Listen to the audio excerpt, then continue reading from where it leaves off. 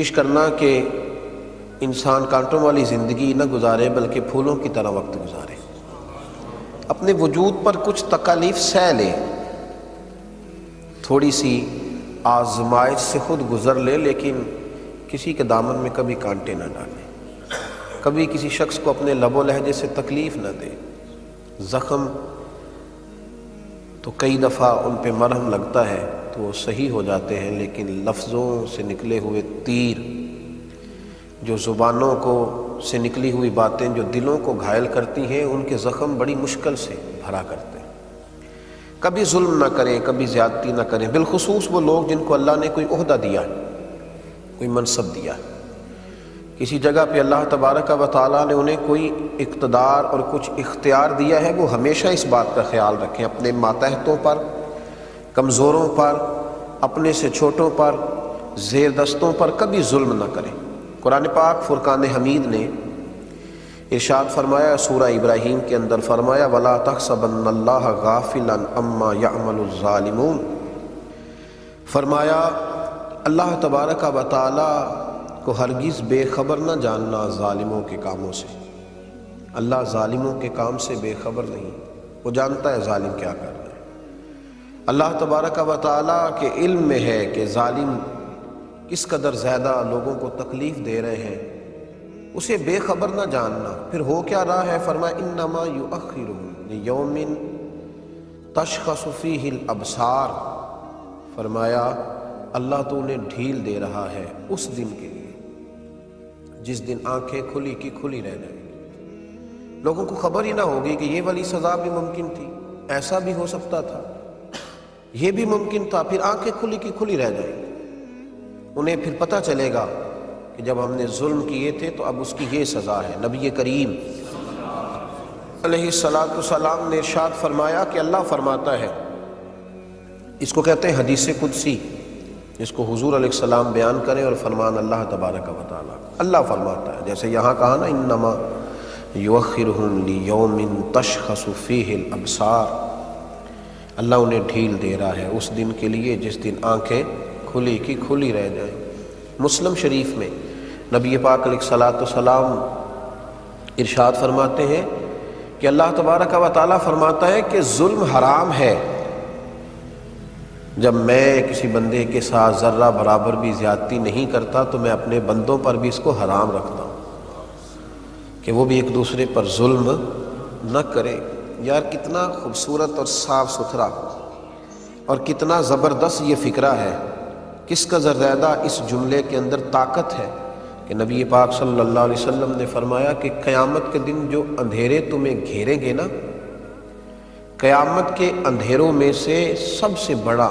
اور گمبھیر اندھیرا تمہارے ظلم کا اندھیرا ہوگا۔ جو اندھیرے تمہیں قیامت میں گھیر لیں گے، ظلم قیامت کی تاریکیوں میں سے تاریکی ہے،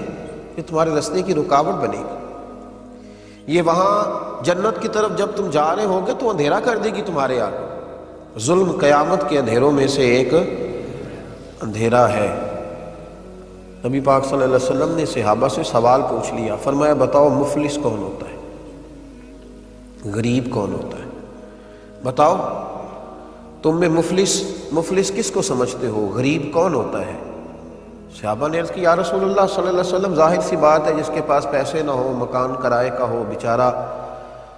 تنگ دست ہو، مجبوری میں وقت گزار رہا ہو، ہم اسے مفلس اور غریب کہتے ہیں۔ تو حضور صلی اللہ علیہ وسلم نے فرمایا نہیں، یہ بھی بخاری مسلم کی حدیث ہے، فرمایا نہیں بھائی، میری امت میں تو مفلس اور غریب وہ ہے جو قیامت کے دن احد پہاڑ کے برابر نیکیاں لے کے آئے گا۔ اب یہ ایک نئی بات ہے کہ احد پہاڑ کے برابر نیکیاں اور پھر بھی مفلس ہے، پھر بھی غریب ہے۔ تو حضور صلی اللہ علیہ وسلم نے فرمایا نیکیاں احد پہاڑ کے برابر ہوں گی، نفل، عبادتیں، ریاضتیں، تلاوتیں، حج، عمرے، بڑا کچھ، لیکن جب اس کی نیکیوں کا ڈھیر لگے گا نا تو وہ لوگ بھی آئیں گے جن کو گالیاں دیا کرتا تھا، وہ لوگ بھی آئیں گے جن کو ستایا کرتا تھا، اس کے وہ ملازم بھی آئیں گے جن کو جھڑک دیتا تھا، اس کے وہ غریب رشتہ دار بھی آئیں گے جن کو رسوا کرتا تھا، اور اس کے محلے کے وہ کمزور لوگ بھی آئیں گے جو صرف اپنی کمزوری کے سبب بول نہیں پاتے تھے، دل ٹوٹتے تھے، بستر میں رضائی میں منہ دے کے روتے تھے، لیکن بیچارے بول نہیں پاتے تھے۔ وہ سارے آئیں گے اور اللہ کے حضور عرض کریں گے مالک اس پرہیزگار سے، اس تقوی والے سے، اس نمازی سے، حاجی سے پوچھ ہمارے ساتھ کتنے ظلم کیے۔ نبی پاک علیہ السلام نے فرمایا پھر اس کی نیکیاں بٹنی شروع ہوں گی۔ جس کو مارا کچھ نیکیاں وہ لے جائے گا، جس کا مال دبایا کچھ نیکیاں وہ لے جائے گا، جس کو کمزور ہونے کی وجہ سے ستایا کچھ نیکیاں وہ لے جائے گا۔ جب نیکیاں بٹ جائیں گی، ابھی بھی کچھ لوگ ہوں گے جن پر ظلم کیا تھا، ابھی بھی لوگ ہیں، نیکیاں ختم ہو گئیں، پھر ان لوگوں کے گناہ اس پر ڈالے جائیں گے۔ اللہ کے محبوب فرماتے ہیں کہ اس ظلم نے اسے کنگال کر دیا، اس کے پہاڑ جتنی نیکیاں تھیں پر ظلم نے مفلس کر دیا، غریب کر دیا۔ اس کے لب و لہجے کی زیادتی نے، اس کے لفظوں کے تیچھے پن، اس کی نگاہوں کی ترش روی نے تکلیف دی، لوگوں کو اذیت دی۔ اس لیے میرے نبی پاک علیہ الصلوۃ والسلام سے عرض کیا گیا تھا یا رسول اللہ صلی اللہ علیہ وسلم ایک خاتون بڑا ہی صدقہ کرتی ہے لیکن اپنی زبان سے لوگوں کو تکلیف دیتی ہے۔ حضور نے فرمایا جہنم میں جائے گی۔ عرض کی یا رسول اللہ صلی اللہ علیہ وسلم ایک عورت پنیر کے خشک ٹکڑے صدقہ کرتی ہے لیکن ہے میٹھی، بیٹا کہہ کے بلاتی ہے، وہ بوڑھی اماں بیٹا کہہ کے بلاتی ہے، وہ کسی سے شفقت کرتی ہے، اس کا انداز بڑا نرم ہے، اگرچہ غریب ہے، پنیر کے خشک ٹکڑے صدقہ کرتی۔ میرے محبوب مسکرائے اور مسکرا کے فرمایا رب کریم اپنے فضل سے اسے جنت عطا کرے گا، وہ جنت میں جائے گی، وہ خاتون اللہ اسے جنت دے گا، اس لیے کہ وہ اللہ کے بندوں کو تکلیف نہیں دیتی، وہ اذیت نہیں پہنچاتی۔ کبھی بھی ایسے رویے نہ اختیار کریں، کبھی بھی اس طرح کا لب و لہجہ نہ بنائیں، کبھی بھی اس طرح کا مزاج نہ بنائیں کہ جس سے لوگوں کو تکلیف پہنچے۔ ہمارا تھوڑا سا ظلم، تھوڑا سا جبر، تھوڑی سی زیادتی یہ بہت بڑی تکلیف کا سبب بنتی ہے۔ اور پھر نبی پاک صلی اللہ علیہ وسلم نے فرمایا اپنے بھائی کی مدد کرو چاہے وہ ظالم ہو یا مظلوم ہو۔ ایک پہلو یہ بھی ہے اس عنوان پر، اپنے بھائی کی مدد کرو چاہے وہ ظالم ہو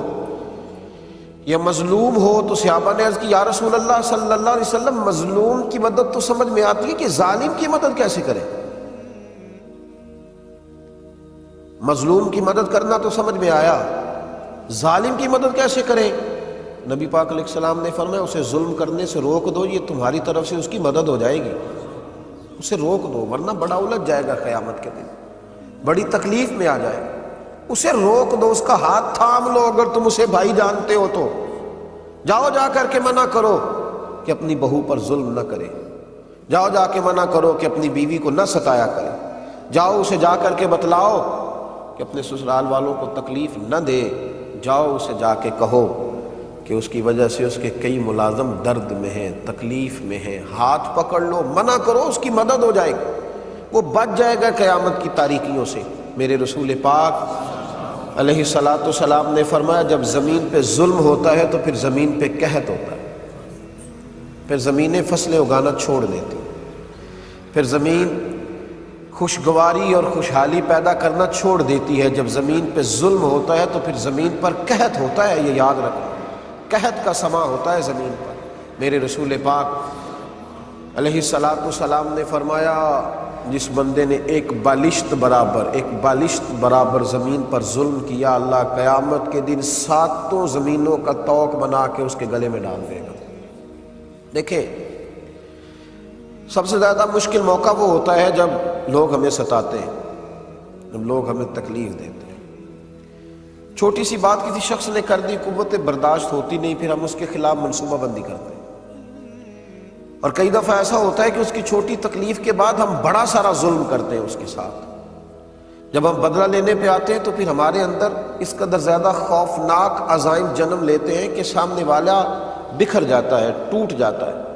لیکن اگر ہم تھوڑی دیر حوصلہ کریں،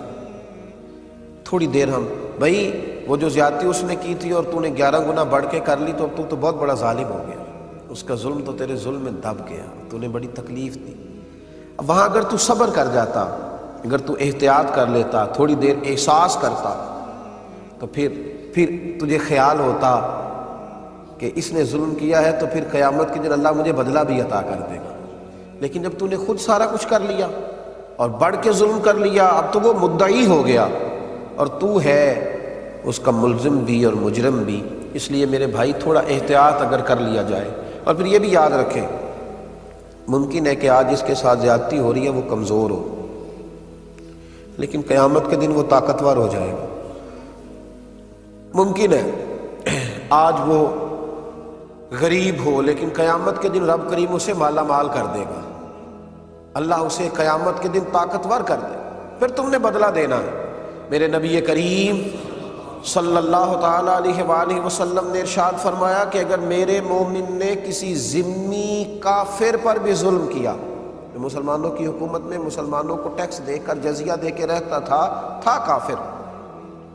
حکومت چونکہ مسلمانوں کی تھی اور مسلمانوں نے اس ذمی کافر پر ظلم کیا، نبی پاک صلی اللہ علیہ وسلم فرماتے ہیں میں قیامت کے دن اس ذمی کے ساتھ کھڑا ہو کے اللہ کی بارگاہ میں اپنے امتی پر مقدمہ کروں گا، میں مقدمہ کروں گا اس مسلمان پر، اس ذمی کے ساتھ کھڑا ہو کے، کیوں اس نے زیادتی کی؟ ظلم کی تو تمہیں کافر ذمی کے ساتھ بھی اجازت نہیں تھی، بجائے اس کے کہ اپنوں کے ساتھ ظلم کرو۔ شاہ کسریٰ نے نا اپنے بیٹے کو عالم بنانے کے لیے ایک استاد کا بندوبست کیا، ایک درویش بزرگ تھے تو شاہ کسریٰ کے بیٹے کو نا وہ پڑھایا کرتے تھے۔ اس دور کے جو اخلاقیات تھے، جس طرح کی بھی تعلیم تھی، وہ پڑھاتے رہے، استاد صاحب پڑھاتے رہے، زمانہ استاد اللہ تبارک و تعالیٰ سے ڈرنے والے تھے، پڑھاتے رہے، زمانہ بیت گیا، جب وہ طالب علم فارغ ہونے کے قریب ہو گیا، علم اس کا مکمل ہو گیا، تو ساری چیزیں کتابوں سے نہیں آتی، کچھ استادوں کا سینے کا فیض بھی ہوتا ہے۔